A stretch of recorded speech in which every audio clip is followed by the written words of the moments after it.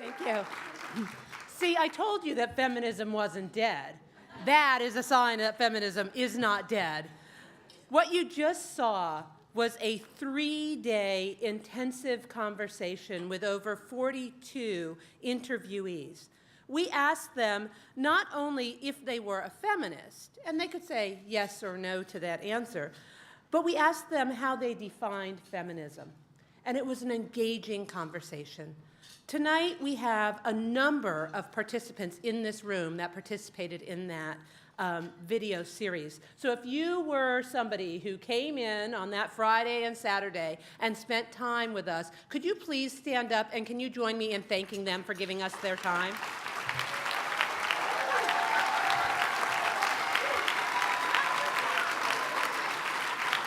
Thank you so much. If you have not seen the entire series, we did 5 videos. If you haven't seen them, I encourage you to go to the website and do it. It is some of the most engaging conversation that you could be privy to listen to. It's very, very exciting. Feminists like Wade Davis, Melissa Harris Perry, Marcia Gillespie, Rebecca Coakley, Rye Young, and Aisha Moody Mills have continued the conversation around feminism. Just this week, we partnered with Wade Davis and Ebony.com for conversations about Black men and feminism.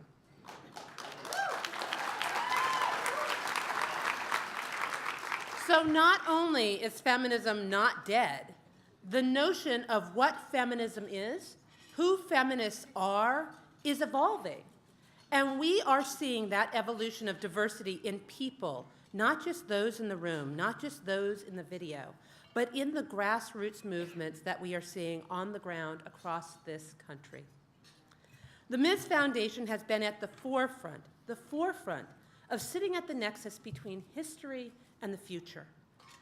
We see that the evolution of feminism, the constant evolution of feminism, and the new and emerging feminists declaring feminism is now a core part of the modern worldview that we now continue and are ready to continue a conversation, asking the questions, elevating and amplifying the voices of all women along the way. You see, at the Ms. Foundation, we don't just do grants. We are fueling movements, leveraging conversations, hosting connections, and bringing together the movement builders to strengthen not just our work, but the work of grassroots activists everywhere in this country, because we know that one voice does not make a movement. The legacy of the Ms. Foundation and the future of gender equity is about innovation. It is about being in the places that we are most needed. It's about investing in marginalized communities and elevating the conversation where it is most desperately needed. It's about making people feel just a little bit uncomfortable in their most comfortable places. That is what makes the Ms. Foundation different. Although philanthropy has been a key in many advancements over the course of the past 100 years, the Ms. Foundation takes philanthropy, your dollars. We're a public foundation. We take your dollars and go further by investing them in innovative organizations that present solutions across this country. Organizations like Parent Voices that are creating parent leaders and taking policy into action. Organizations like the National Association of Pacific American Women's Forum, NAPAWF, who are promoting visibility and political activism in reproductive rights, immigration, and economic justice. Organizations like the Mississippi Low Income Child Care Initiative, who are giving access to quality child care and leading the charge in creating a women's economic agenda in the South. They are the model for the work that we are doing moving forward. The Ms. Foundation is guided by partnership, by the principle of partnership and investment. It is not just surviving. It's about thriving, growing, and sustaining movements across this country. And for me, movement building is about building relationships. Those of us who have been in the movement for any amount of time know that to be true, that it's about creating the relationships that are so important. And we are doing that on every level at the Ms. Foundation, every day, from our program directors to our program associates, from our external affairs to the people that pick up the phone and say, hello, you've reached the Ms. Foundation. We're building really critical relationships, and we are hoping to continue important conversations to elevate and amplify the necessary voices. And some of you may have seen some of this. So this year we partnered with NBC and their 31 Days of Feminism, of which it should just be noted about 20 of those days were Ms. Foundation grantees and partners. Yeah. Or She Knows Media and the F-Word video contest that we did with them, and we'll be announcing the awardees next week. Or Ebony.com and Black Men and Feminism, the newest project that launched this week. We are building relationships that are holding space for important conversations around women and girls of color, like those that we are having with the Novo Foundation, and those we are having with women's foundations across the country in Prosperity Together, and those that we are having with the White House Council on Women and Girls in Washington, D.C. We are growing and building relationships that are engaging a new generation of feminists through partnerships with groups like the Third Wave Fund, Netroots Nation, or Cosmo.com. We are about changing how people think of the work that we do and the work that our grantees are doing. We're about disrupting the narrative and making it hard for anybody just to accept the status quo.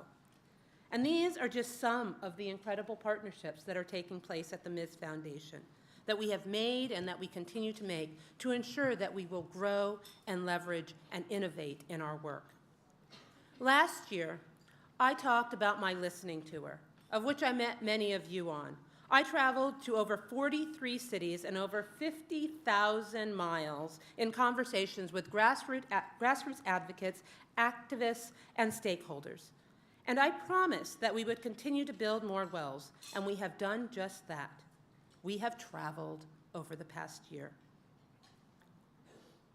The Ms. Foundation is a mover of firsts. For people who may not be aware, we were the first to fund domestic abuse hotlines. We were the first to fund women of color HIV and AIDS work. We were the first to fund child sexual abuse. And we were the first to help rebuild the lives of women after Hurricane Katrina.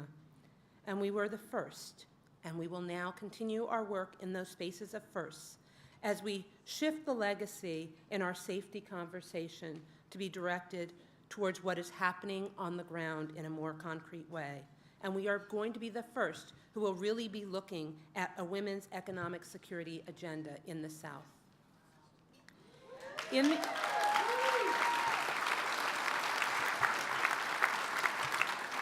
the end, none of this would be possible without the trailblazing work of our founding mothers who have built the ship. Thank you so much.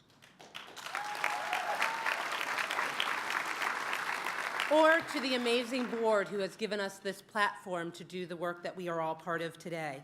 Thank you so very much for trusting in me. And just as importantly, to the staff who have come on board and who are part of this journey with me. And I will tell you that no matter how far we've come, we have so much more work to do. If we have learned anything about the election of a Black president, we did not become a post-racial society. And I don't perceive we will become a post-feminist society anytime soon. So we will need your help as we plow forward in the work that we are doing.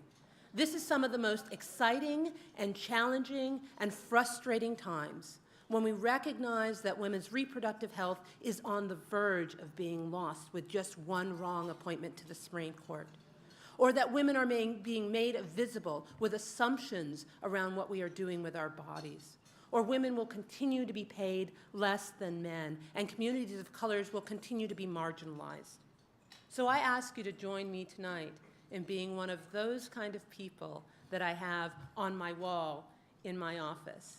It's a sign that says, be the kind of woman that when your feet hit the ground in the morning, the devil says, oh shit, she's up. I hope you join me. Thank you so much.